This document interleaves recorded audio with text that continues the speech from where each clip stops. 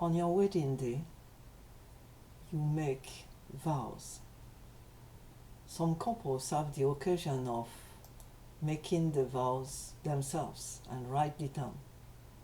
As for us, we married in an Anglican church, and we promised, as the words are, to have and to hold from this day forward, for better, for worse, for richer, for poorer, in sickness and in health, to love and to cherish till death do us part, according to God's law.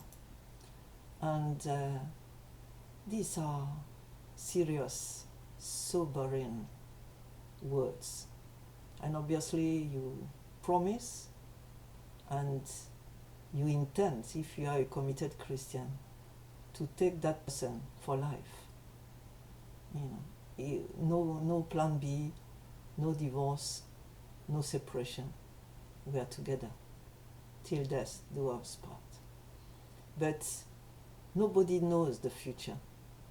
And that is probably why many people fail to, take the plunge and marry. They just stay together, and if it doesn't work, well. And when we married, we had, as usual, a honeymoon, not in the sense of going somewhere, but that for a while there was peace. And if you notice, the devil is always late. So that's what I call honeymoon period. When you do something new, the devil doesn't wake up immediately. So you enjoy a respite until he wakes up and say, what? Have I missed something? So, we had a lull. At the beginning of our wedding, it was all nice. I started expecting a baby, just after the marriage. And everything seemed to be okay. And then I think until the baby was born. And then one day the car, we had only one car, and it started giving trouble. And I still remember, I said, after all, it's just a car. I had no idea what was coming, And that was 1974, 1975. And then 2 years after that, first of all in 1976, we planned to visit my mother and father and with the baby. And everything seemed okay, except that towards the end of our stay, like 1 month, our baby started falling, picking himself up. He used to run at that time. He started talking slightly. And then my aunt said, doesn't seem to be seeing very well. And I thought, you can't find anything nice to say? But the question of falling was worrying us. So we went to see a doctor with the family, and they said, the doctor said, well, you are returning to Nigeria, so I would advise that as soon as you are back, you can follow it up. And that's what we did. And then the doctors, even the specialists we went to see at an orthopedic hospital, couldn't find what it was all about. So we started attending hospital on a regular basis, and that meant traveling 70 miles to the hospital, teaching hospital, and then coming back. The following year, my husband fell sick. All of a sudden, we were just returning from a burial in the village, and we had been very careful because of stuff that I cannot say anything now about. But we had not taken any drink or food. We just stayed there for a while and then left. But witchcraft is more powerful than that. So on the way back, my husband, all of a sudden, he was driving and he said, I have terrible pain in my back. So I said, thank you, Pa, don't worry, God will take care of it. We prayed briefly and forgot about it, but couldn't forget. It went from bad to worse, and then he started, having big problems, mobility problems. We went to a Christian program. He was prayed for, and the whole thing seemed to have left. Just on the way back home, it came back. We tried to reject it, but it didn't come. It didn't go. So then my husband was in for, a whole year of problems. In fact, he nearly died because that was just the tip of the iceberg. After that, he started having intestinal occlusion and suffocating. He could not breathe. He was just breathing very shallow, like that. So he ended up being in the medical center. People were trying very hard to find what was wrong with him. They didn't know. They tried. He needed blood. All his students in secondary school, and the staff came and gave blood for him. And it took a while before he started getting slightly better.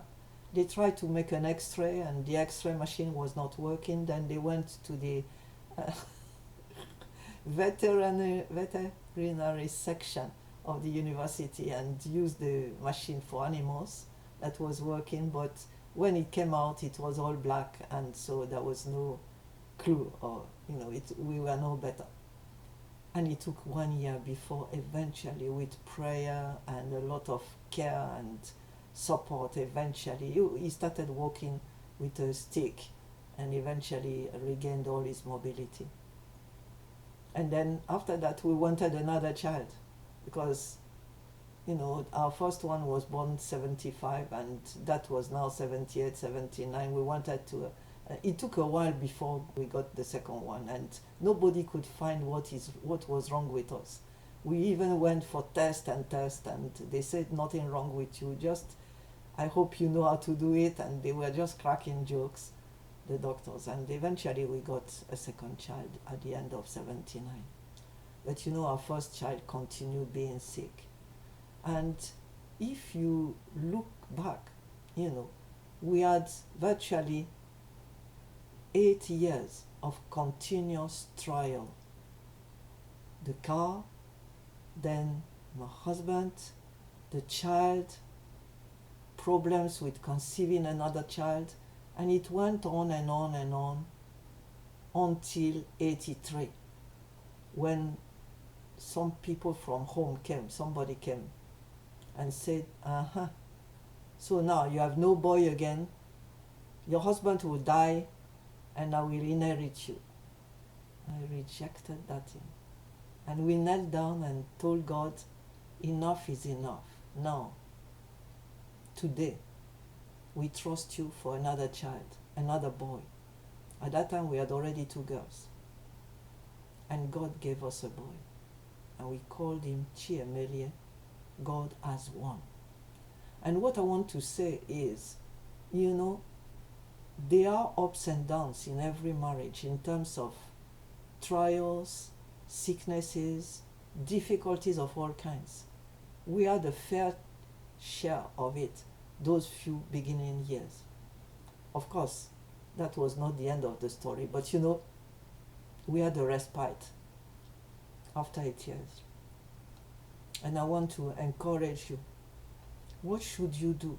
You find that trials take their toll on the marriage.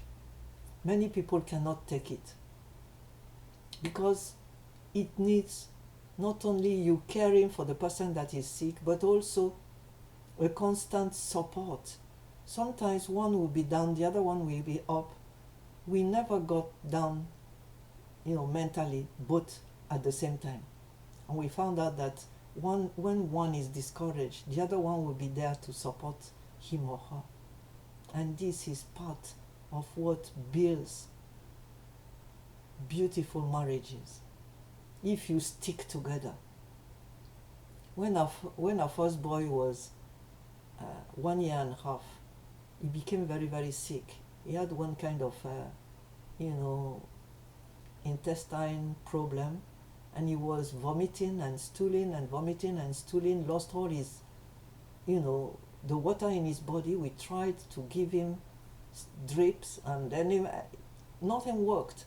And eventually, he almost died at that point. And we went to the hospital, and they told us, after trying for at least 30 minutes to put a drip into him, they managed one and said, if he moves and that thing goes out, that's the end. And it was in the heat of Hamatan.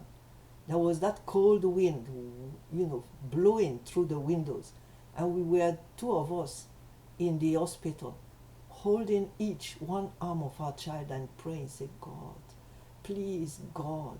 And you cannot have any words in those days, but we were together.